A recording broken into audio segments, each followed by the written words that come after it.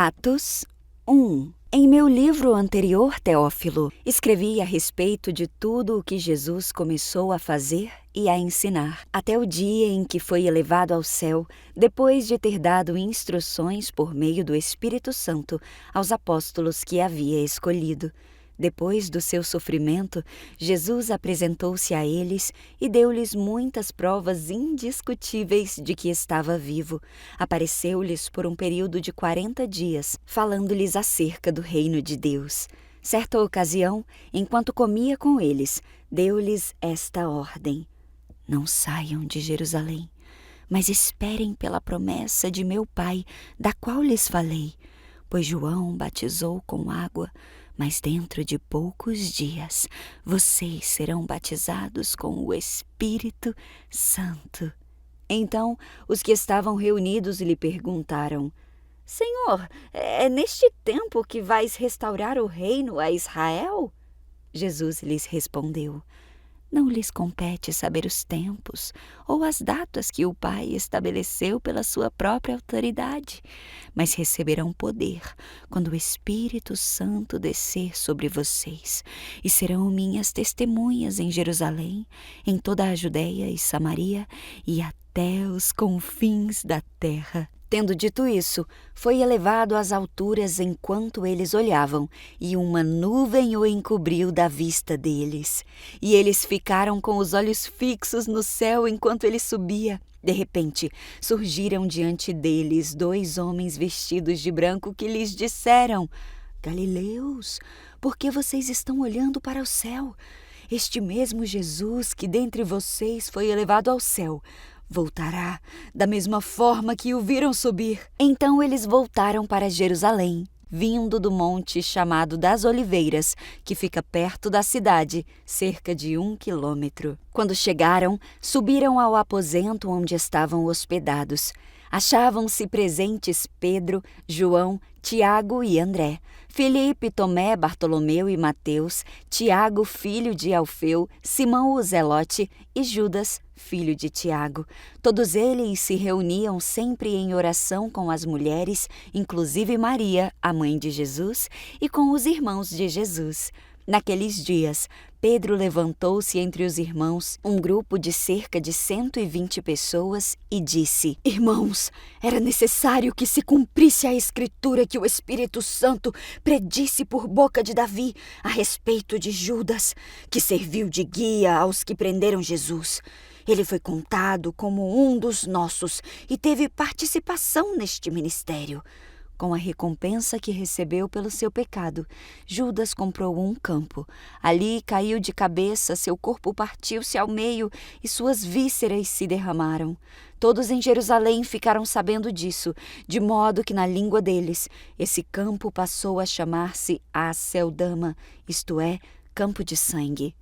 E prosseguiu Pedro: Porque está escrito no livro de Salmos: Fique deserto o seu lugar, e não haja ninguém que nele habite, e ainda que ocupe outro o seu lugar. Portanto, é necessário que escolhamos um dos homens que estiveram conosco durante todo o tempo em que o Senhor Jesus viveu entre nós, desde o batismo de João até o dia em que Jesus foi elevado dentre nós às alturas.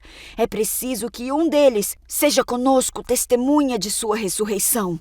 Então indicaram 2 nomes, José, chamado Barsabás, também conhecido como Justo, e Matias. Depois oraram: Senhor, tu conheces o coração de todos. Mostra-nos qual destes 2 tens escolhido para assumir este ministério apostólico que Judas abandonou, indo para o lugar que lhe era devido. Então tiraram a sorte, e a sorte caiu sobre Matias. Assim, ele foi acrescentado aos 11 apóstolos. Atos 2. Chegando o dia de Pentecoste, estavam todos reunidos num só lugar. De repente, veio do céu um som, como de um vento muito forte, e encheu toda a casa na qual estavam assentados, e viram o que parecia línguas de fogo que se separaram e pousaram sobre cada um deles.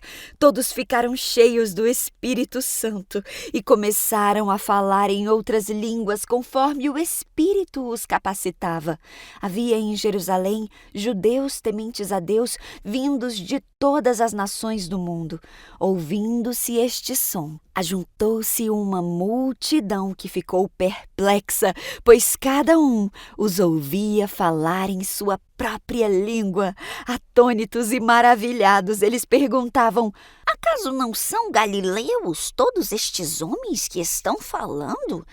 Então, como nós estamos ouvindo em nossa própria língua materna? Partos, medos e elamitas, habitantes da Mesopotâmia, Judéia e Capadócia, Ponto e da província da Ásia, Frígia e Panfília, Egito e todas as partes da Líbia próximas a Cirene, visitantes vindos de Roma, tanto judeus como convertidos ao judaísmo, cretenses e árabes, nós os ouvimos declarar as maravilhas de Deus em nossa própria língua. Atônitos e perplexos, todos perguntavam uns aos outros: o que significa isso? Alguns, todavia, zombavam deles e diziam: eles beberam vinho demais. Então Pedro levantou-se com os 11 e em alta voz dirigiu-se à multidão: homens da Judéia e todos os que vivem em Jerusalém, deixem-me explicar-lhes isto. Ouçam com atenção. Estes homens não estão bêbados como vocês supõem. Ainda são 9 horas da manhã. Pelo contrário, isto é o que foi predito pelo profeta Joel. Nos últimos dias, diz Deus, derramarei do meu espírito sobre todos os povos. Os seus filhos e as suas filhas profetizarão. Os jovens terão visões, os velhos terão sonhos.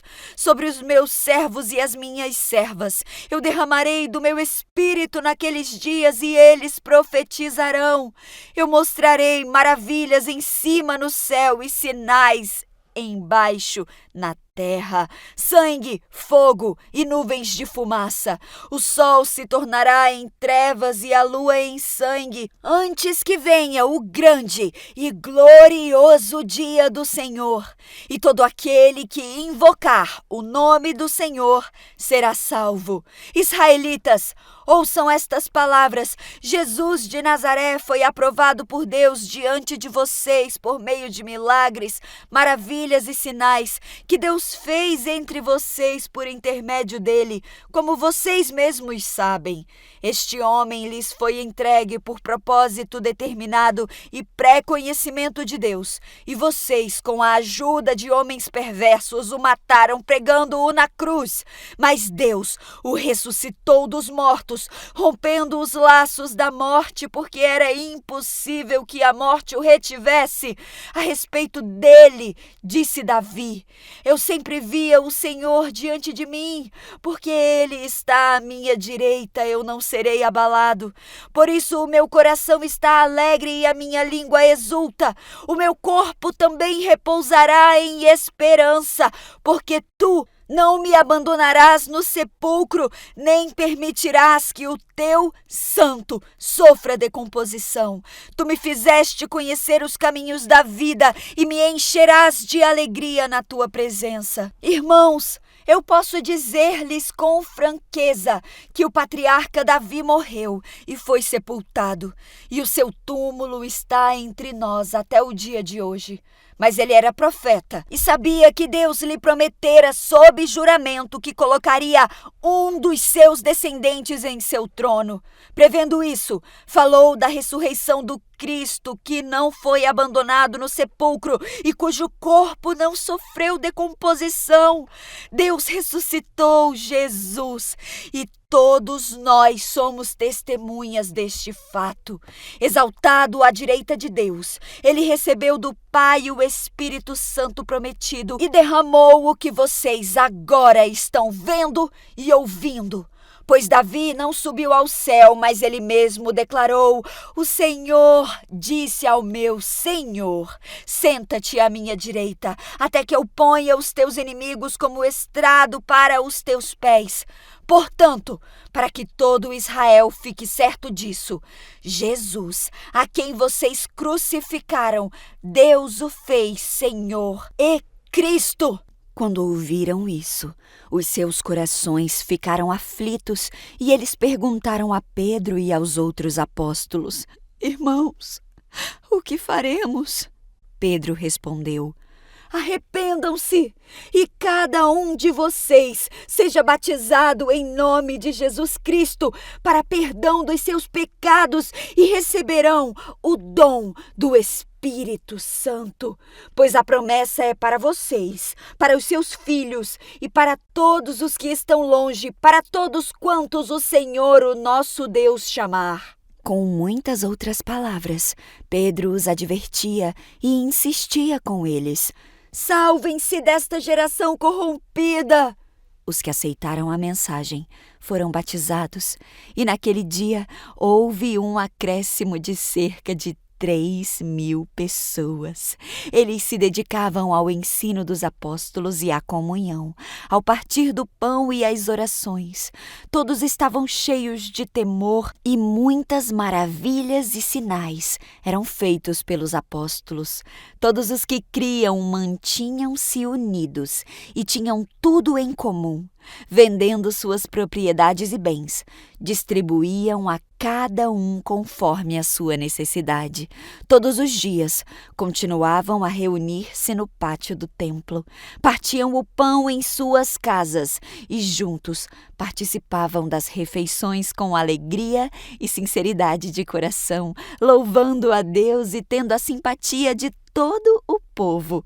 E o Senhor lhes acrescentava todos os dias os que iam sendo salvos. Atos 3. Certo dia, Pedro e João estavam subindo ao templo na hora da oração, às 3 horas da tarde. Estava sendo levado para a porta do templo chamada Formosa, um aleijado de nascença, que ali era colocado todos os dias para pedir esmolas aos que entravam no templo. Vendo que Pedro e João iam entrar no pátio do templo, pediu-lhes esmola. Pedro e João olharam bem para ele e então Pedro disse: Olhe para nós. O homem olhou para eles com atenção, esperando receber deles alguma coisa. Pedro disse: Eu não tenho prata e nem ouro, mas o que eu tenho, isto eu lhe dou. Em nome de Jesus, o Nazareno, ande. Segurando-o pela mão direita, ajudou-o a levantar-se e imediatamente os pés e os tornozelos do homem ficaram firmes. E de um salto pôs-se de pé e começou a andar. Depois entrou com eles no pátio do templo, andando, saltando e louvando a Deus. Quando todo o povo o viu andando e louvando a Deus, reconheceu que era ele o mesmo homem que costumava mendigar sentado à porta do templo chamada Formosa. Todos ficaram perplexos e muito admirados com o que lhe tinha acontecido. Apegando-se o mendigo a Pedro e João, todo o povo ficou maravilhado e correu até eles, ao lugar chamado Pórtico de Salomão. Vendo isso, Pedro lhes disse: Israelitas, por que isso os surpreende? Por que vocês estão olhando para nós como se nós tivéssemos feito este homem andar por nosso próprio poder ou piedade? O Deus de Abraão, de Isaque e de Jacó, o Deus dos nossos antepassados, glorificou o seu servo Jesus, a quem vocês entregaram para ser morto e negaram perante Pilatos, embora ele tivesse decidido soltá-lo. Vocês negaram publicamente o santo e justo e pediram que lhes fosse libertado um assassino. Vocês mataram o autor da vida, mas Deus o ressuscitou dos mortos, e nós somos testemunhas disso. Pela fé no nome de Jesus, o nome curou este homem que vocês veem e conhecem. A fé que vem por meio dele lhe deu esta saúde perfeita, como todos podem ver. Agora, irmãos, eu sei que vocês agiram por ignorância, bem como os seus líderes, mas foi assim que Deus cumpriu o que tinha predito por todos os profetas, dizendo que o seu Cristo, o Messias, haveria de sofrer. Arrependam-se, pois, e voltem-se para Deus, para que os seus pecados sejam cancelados, para que venham tempos de descanso da parte do Senhor, e Ele mande o Cristo, o qual lhes foi designado, Jesus. É necessário que ele permaneça no céu até que chegue o tempo em que Deus restaurará todas as coisas, como falou há muito tempo por meio dos seus santos profetas. Pois disse Moisés: o Senhor Deus levantará dentre os seus irmãos um profeta como eu. Ouçam-no em tudo o que ele lhes disser.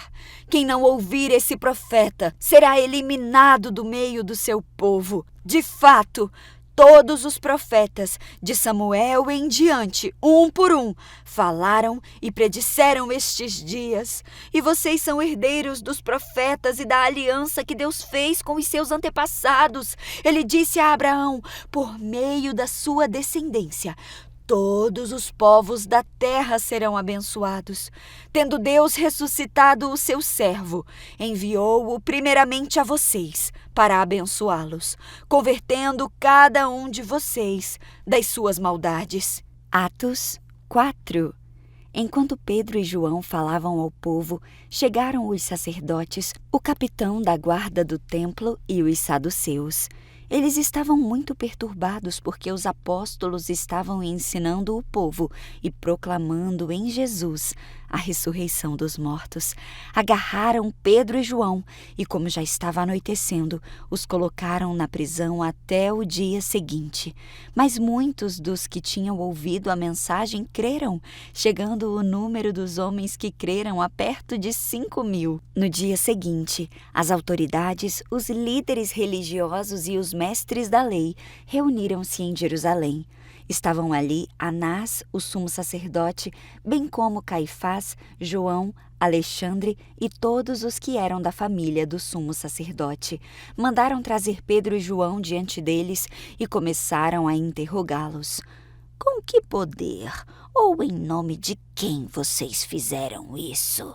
Então Pedro, cheio do Espírito Santo, disse: autoridades e líderes do povo, visto que hoje somos chamados para prestar contas de um ato e bondade em favor de um aleijado, sendo interrogados acerca de como ele foi curado, saibam os senhores e todo o povo de Israel que por meio do nome de Jesus Cristo, o Nazareno, a quem os senhores crucificaram, mas a quem Deus ressuscitou dos mortos, este homem está aí, curado diante dos senhores.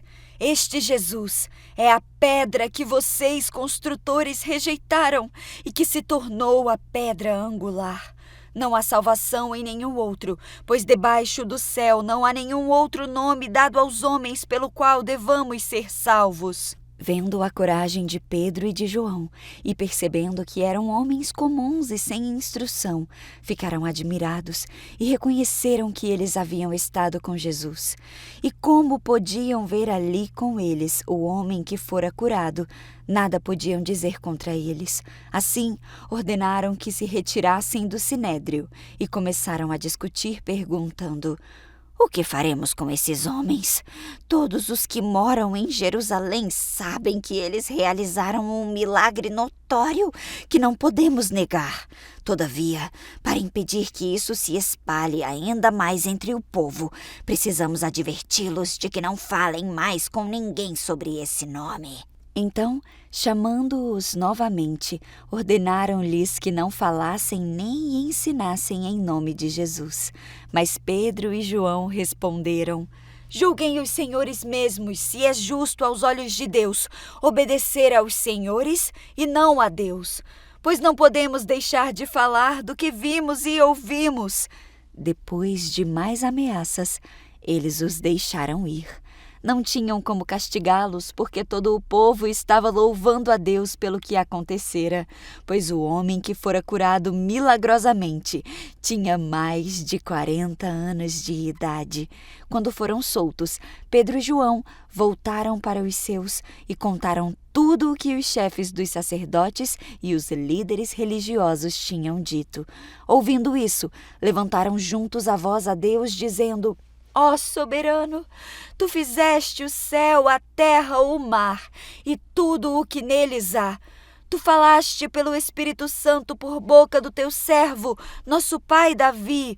Por que se enfurecem as nações e os povos conspiram em vão?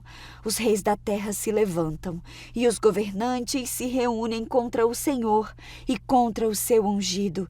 De fato, Herodes e Pôncio Pilatos reuniram-se com os gentios e com os povos de Israel nesta cidade para conspirar contra teu santo servo Jesus, a quem ungiste. Fizeram o que o teu poder e a tua vontade haviam decidido de antemão que acontecesse. Agora, Senhor, considera as ameaças deles e capacita os teus servos para anunciarem a tua palavra corajosamente. Estende a tua mão para curar e realiza sinais e maravilhas por meio do nome do teu santo servo Jesus. Depois de orarem, o lugar em que estavam reunidos tremeu. Todos ficaram cheios do Espírito Santo e anunciavam corajosamente a palavra de Deus. Da multidão dos que creram, uma era a mente e o coração. Ninguém considerava unicamente sua coisa alguma que possuísse, mas compartilhavam tudo o que tinham. Com grande poder, os apóstolos continuavam a testemunhar da ressurreição do Senhor Jesus, e grandiosa graça estava sobre todos eles. Não havia pessoas necessitadas entre eles, pois os que possuíam terras ou casas as vendiam, traziam o dinheiro da venda e o colocavam aos pés dos apóstolos, que o distribuíam segundo a necessidade de cada um. José, um levita de Chipre, a quem os apóstolos deram o nome de Barnabé, que significa encorajador, vendeu um campo que possuía, trouxe o dinheiro e o colocou aos pés dos apóstolos.